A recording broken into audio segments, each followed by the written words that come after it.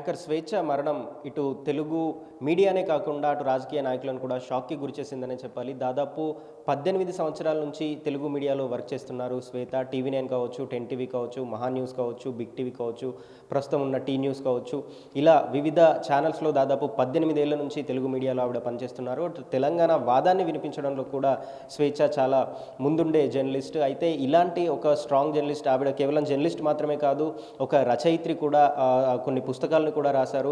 మహిళా హక్కుల గురించి ఆమె మాట్లాడే పద్ధతి కావచ్చు, తెలంగాణ వాదం గురించి ఆమె మాట్లాడే పద్ధతి కావచ్చు, దీనికి సంబంధించి చాలా స్ట్రాంగ్ ఇండిపెండెంట్ జర్నలిస్ట్, ఒక ఉమెన్ జర్నలిస్ట్ అనే పేరు ఆవిడకుంది. అట్లాంటి ఒక స్ట్రాంగ్ జర్నలిస్ట్ ఇట్లా ఆత్మహత్య చేసుకోవడం అనేది ప్రతి ఒక్కరిని నిజంగా షాక్కి గురి చేస్తుందనే చెప్పాలి. అయితే ఒక మీడియా ఛానల్లో పనిచేస్తున్న టైంలో పూర్ణచంద్ర అనే వ్యక్తితో స్వేచ్ఛకి పరిచయం ఏర్పడింది.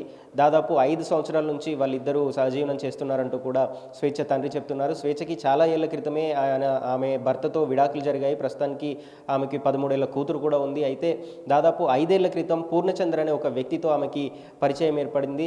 పూర్ణచంద్ర స్వేచ్ఛని పెళ్లి చేసుకుంటానని చెప్పి నమ్మించాడు. అటు పూర్ణచంద్రకు కూడా పెళ్ళయింది. కాకపోతే తను భార్యకు విడాకులు ఇచ్చి స్వేచ్ఛని పెళ్లి చేసుకుంటానంటూ చెప్పి నమ్మించాడంటూ కూడా స్వేచ్ఛ తండ్రి చెప్తున్నాడు. దాదాపు 5 సంవత్సరాల నుంచి వీళ్ళిద్దరూ కలిసే ఉంటున్నారు. అయితే కొంతకాలం నుంచి వీళ్ళిద్దరి మధ్య ఏవో విభేదాలు నడుస్తున్నాయంటూ కూడా ఆయన చెప్తున్నారు. 2 రోజుల క్రితం స్వేచ్ఛ దగ్గర నుంచి తనకు ఫోన్ వచ్చిందని, పూర్ణచంద్రతో తను విడిపోవాలంటూ నిర్ణయం తీసుకున్నట్టు స్వేచ్ఛ తనకు చెప్పిందంటూ కూడా చెప్తున్నారు. అయితే ఈ విషయం మాట్లాడడానికే ఒక రోజు తర్వాత కూతురు దగ్గరికి వద్దామని ఆయన అనుకున్న క్రమంలో అదే రోజు రాత్రి ఆవిడ ఇట్లా ఆత్మహత్య చేసుకోవడం అనేది నిజంగా షాక్కి గురి చేసిందని కూడా ఆయన తండ్రి చెప్తున్నారు. ముఖ్యంగా ఈ పూర్ణచంద్ర అనే వ్యక్తి కారణంగానే స్వేచ్ఛ ఆత్మహత్య చేసుకుందని, ఈయన్ని అరెస్ట్ చేసి విచారిస్తే పూర్తి విషయాలు బయటకు వచ్చే అవకాశం ఉందంటూ కూడా వాళ్ళు ఆరోపిస్తున్నారు.